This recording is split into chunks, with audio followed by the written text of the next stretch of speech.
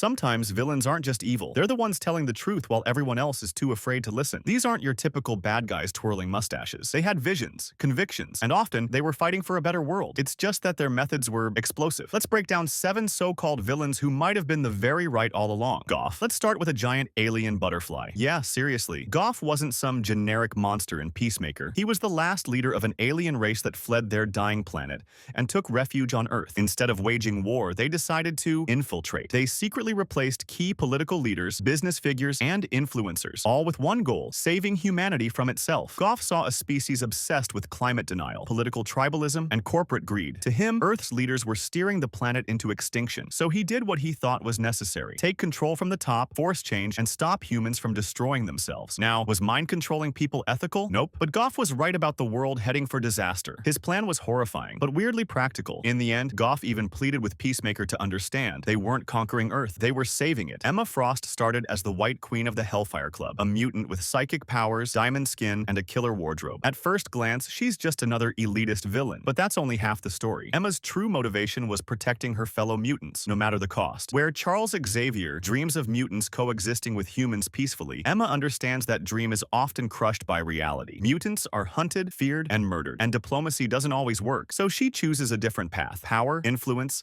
and survival through any means necessary. She joins the X-Men not because she suddenly turns good, but because she sees how broken the system is. And unlike Xavier, she's willing to get her hands dirty to protect her people. In the Krakoa era, Emma becomes a diplomat, a leader, and a cornerstone of mutant independence. She might be blunt, arrogant, even ruthless, but she's always been right about one thing: mutants need someone who's willing to fight fire with fire. Lex Luthor. If Superman is the world's savior, Lex Luthor is the world's skeptic. At his core, Lex isn't wrong about Superman, at least not entirely. He sees an all-powerful alien worshipped like a god, someone with the power to destroy cities with a blink, and humanity just trusts him. Lex doesn't hate Superman out of jealousy. He fears a world where humans become reliant on a savior instead of improving themselves. His argument: if Earth's greatest protector is someone not from Earth, what does that say about us? And yes, he's arrogant and obsessive, but he's also brilliant, a self-made genius who believes in human potential. In some versions, like All-Star Superman, his fear is justified. What if Superman snapped? Who could stop him? Lex becomes a villain because he lets his fear turn into ego. But the root of his philosophy, that humanity must be in charge of its own destiny, isn't evil. It's the kind of thinking that makes progress possible. Neymar. Neymar is the king of Atlantis, and he doesn't care what the surface world thinks. He's a mutant, a monarch, and often an anti-hero, known for his arrogance and bluntness. But Namor's not evil. He's just loyal to his people and the ocean. When the beings on the surface pollute the seas, drill into ocean floors, or dump radioactive waste, Neymar doesn't file a complaint. He retaliates, because to him, the ocean isn't a resource. It's his kingdom, his home. Namor has declared war on humanity more than once. But can you blame him? Probably not. The consequences of humanity's way of life come in the form of oil spills, climate change. Needless to say, humans have treated the ocean like trash. Namor doesn't want world domination. He wants respect, justice, and preservation. Sure, he's punched a few Avengers along the way, but if the sea had a voice, it would probably sound a lot like Namor: loud, angry,